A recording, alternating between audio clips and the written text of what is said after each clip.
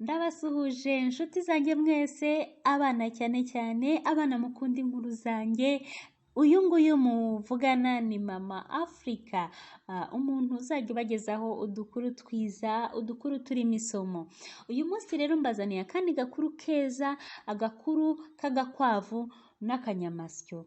Kera rero habayeho agakwavu ko mu ishyamba n'akanyamasyo. Ubundi agakwavu ni inyamaswa izi kwiruka cyane, hanyuma akanyamasyo ni inyamaswa igenda gake cyane.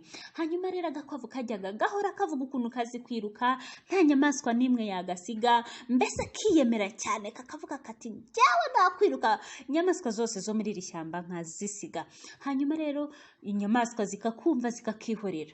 Umunsi umwe akanyamasyo karakabwira katari ku bundi ko hari utwiyemeraho utubwira ko uzi kwiruka, wazaretse tugasiganwa. Agakwavu karaseka cyane kati wowe kanyamasyo wansiga n'ukuntu ugenda gakeya, n'inyamaswa igenda gake muri iri shyamba ishobora kugusiga. Hanyuma rero akanyamasyo karavuga kati wowe shyiraho umunsi tuziruke turebe noneho uzi kwiruka. Hanyuma rero umunsi urategurwa, agakwavu n'akanyamasyo bitangira gutegura ukuntu bizakora isiganwa. Rero umunsi ugeze barabara kwa kundi babara ngo 1, 2, 3. Biriruka, agakwavu kasiga akanyamasyo cyane, kareba inyuma kabona akanyamasyo kasigaye nta nubwo kakabonaga. Hanyuma agakwavu rero gatangira kumva ko byanga bikunda kari butsinde, kareba munsi y'igiti rwose kariyicarira, ubundi kararuhuka, kariruhutsa, kagezeho karanasinzira, kavuga kati ntago akanyamasyo gashobora kunsiga niyo byagenda biti.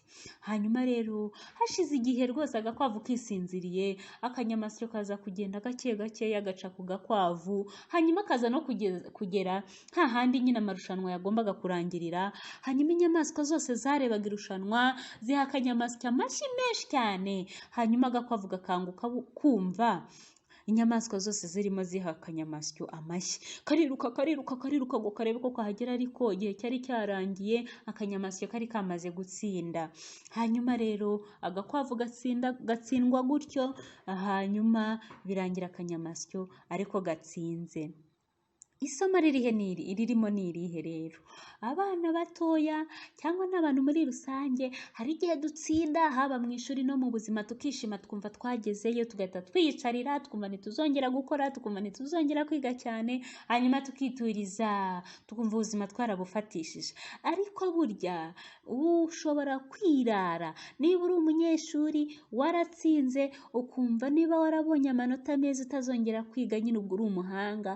Wa wundi wari inyuma yawe uhora wiga gake akazagucaho kandi wari umunyabwenge. Rero isomo riri muri aka gakuru ni uko nutsinda ugomba guhora ubiharanira, kuzahora uri uw'imbere, kugomba guhora ushyiramo imbaraga, atari ukwicara gusa ngo wumve ko ibintu birangiye, ngo wumve ko wagezeyo. N'agakwavu rero kariraye kumva ubwo kazi kwiruka nta yindi nyamaswa yo mu ishyamba yagasiga, noneho byongeye akanyamasyo kagenda gakeya.